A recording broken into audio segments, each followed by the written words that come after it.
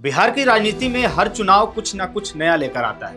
कभी गठबंधन बदलता है, कभी नारों का रंग बदलता है, तो कभी नेताओं के रिश्ते बदलते हैं। लेकिन इस बार जो नया देखने को मिल रहा है वो है परिवारवाद का अपडेटेड वर्जन। जी हाँ, इस बार बात है बांका के सांसद और जेडीयू के वरिष्ठ नेता गिरधारी यादव की और उनके बेटे की, जो अब तेजस्वी यादव की पार्टी राजद के टिकट पर बेलहर विधानसभा सीट से मैदान में उतर रहे हैं। अब जरा सोचिए, बाप जेडीयू में सांसद और एनडीए का हिस्सा और बेटा आरजेडी में उम्मीदवार, जो महागठबंधन का चेहरा है। यानी एक ही परिवार में सत्ता और विपक्ष दोनों की झलक।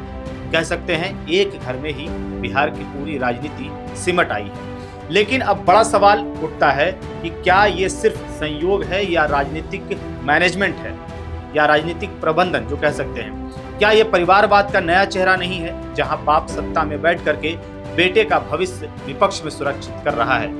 गिरधारी यादव, जो जेडीयू के अनुभवी नेता हैं, नीतीश कुमार के करीबी माने जाते हैं और लंबे समय से बांका की राजनीति में प्रभावशाली भूमिका निभाते आ रहे हैं। उन्होंने खुद को एक जमीनी नेता के तौर पर स्थापित किया है। लेकिन जब उनके बेटे ने राजद के टिकट पर चुनाव लड़ने का फैसला किया तो बिहार की सियासत में हलचल मच गई, क्योंकि यह वही राजद है जिस पर जेडीयू और बीजेपी दोनों मिलकर के सालों से आरोप लगाते आए हैं कि राजद परिवार की पार्टी है।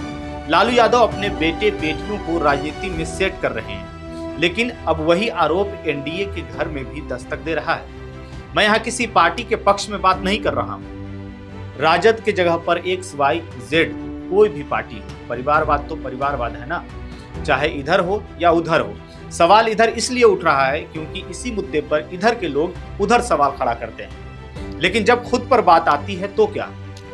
अब बीजेपी और जेडीयू के नेताओं को सोचने की जरूरत है, क्या परिवारवाद सिर्फ तब तक बुरा है जब लालू यादव करे या XYZ कोई भी करे, और जब वही काम उनके अपने सहयोगी करें तो उसे जनता की पसंद कहा जाएगा। राजनीति में इस तरह के दोहरे मानदंड ही जनता को सबसे ज्यादा खटकते हैं। नेता मंच से नैतिकता की बातें करते हैं, लेकिन टिकट देने का फैसला अब परिवार के भीतर होने लगा है। यही तो है वह परिवारवाद जिसके खिलाफ बीजेपी हर मंच से आग उगलती रही। सोचिए जरा, बीजेपी के प्रवक्ता हर बार टीवी डिबेट में कहते हैं कांग्रेस हो या राजद, इन पार्टियों में लोकतंत्र नहीं सिर्फ परिवार तंत्र है। अब सवाल उठता है कि क्या जेडीयू भी अब उसी राह पर चल पड़ी है?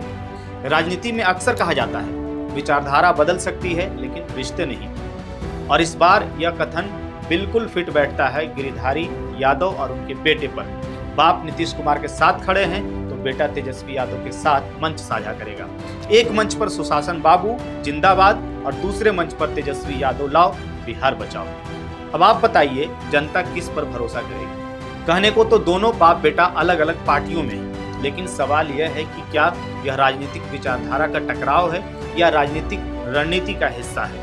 क्योंकि बिहार की राजनीति में यह आम चलन है कि एक घर में सब पार्टियां होती हैं, किसी के पास टिकट हो तो बाकी सब सपोर्टिंग रोल निभा लेते हैं। अब अगर आप बेलहर की जनता की नज़र से देखें तो उनके सामने एक दिलचस्प स्थिति है। यह वही सीट है जहां जनता स्थानीय मुद्दों पर वोट करती है, बिजली, सड़क, पानी, रोजगार। लेकिन इस बार मुद्दों से ज्यादा चर्चा हो रही है बाप किस पार्टी में है और बेटा किस पार्टी में है। गिरधारी यादव के समर्थक कहते होंगे बेटे का राजनीति में आना स्वाभाविक है, यह परिवार की सेवा भावना का विस्तार है।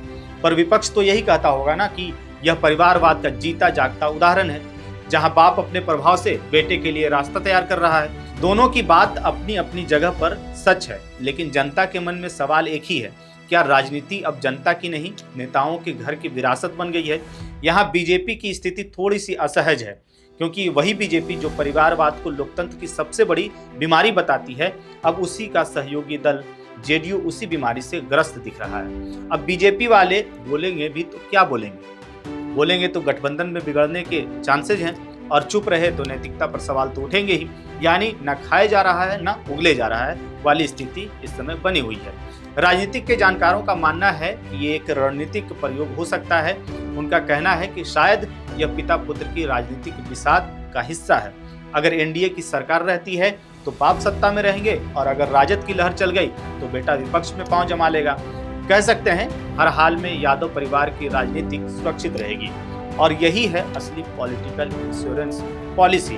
अब जनता धीरे धीरे इन सब बातों को समझने लगी है। वो देख रही है कि कैसे हर दल में अब परिवारों का वर्चस्व बढ़ता जा रहा है। कभी यह बिहार की राजनीति की पहचान नहीं थी। बिहार हमेशा विचारों और संघर्षों की धरती रहा है, जहां नेता जनता के बीच से उठते थे, न कि किसी घराने से। लेकिन अब हालात बदल गए हैं। अब राजनीति जन सेवा से ज्यादा परिवार सेवा बन गई है। गिरधारी यादव के बेटे की उम्मीदवारी ने एक नया सवाल खड़ा कर दिया है कि क्या अब राजनीति में योग्य होने से ज्यादा जरूरी नेता का बेटा होना जरूरी है?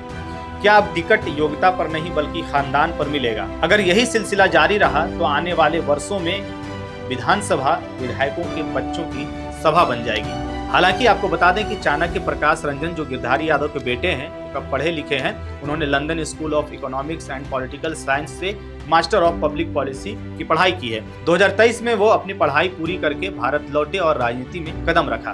इससे पहले उन्होंने दिल्ली यूनिवर्सिटी के रामजस कॉलेज से इकोनॉमिक्स में ग्रेजुएशन किया था। इसके अलावा उन्होंने Indian society of international law से international trade and business law में पोस्ट ग्रेजुएट डिप्लोमा भी किया है। आखिर में बात एक ही बचती है, चाहे आरजेडी हो, जेडीयू हो या जेडीयू में अब गिरधारी यादव हो, हर पार्टी में परिवारवाद की जड़ें गहराती जा रही हैं। और मजे की बात यह है कि हर कोई दूसरों पर परिवारवाद का आरोप लगाता है, पर खुद जब वही काम करता है तो उसे राजनीतिक परंपरा बता देता है। तो बिहार की राजनीति में अब नया फॉर्मूला चल पड़ा है, बाप सत्ता में बेटा विपक्ष में, ताकि कुर्सी किसी न किसी को तो मिले ही। यह है बिहार का नया गठबंधन मॉडल, जहां घर के भीतर ही पूरा चुनावी समीकरण तैयार हो जाता है। वैसे इस सीट का समीकरण आपको बता दें कि बेलहर की लड़ाई इस बार दिलचस्प होने वाली है। यहाँ से जेडीयू के मनोज यादव मैदान में हैं। यादव आपको बता दें कि 2020 के विधानसभा चुनाव में आरजेडी के रामदेव यादव को करीब 2473 वोटों से हराया था। अब मुकाबला मनोज यादव बनाम चाणक्य प्रकाश रंजन का होगा, यानी अनुभव बनाम नई सोच का।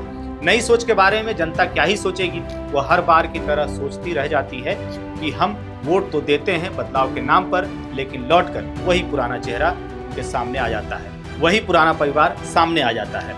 क्या ये लोकतंत्र की जीत है या जनता की हार है? ये फैसला अब बिहार की जनता ही करेगी। पर एक बात तो तय है, परिवारवाद अब किसी एक पार्टी की समस्या नहीं रही, बल्कि पूरे सिस्टम का हिस्सा बन चुकी है।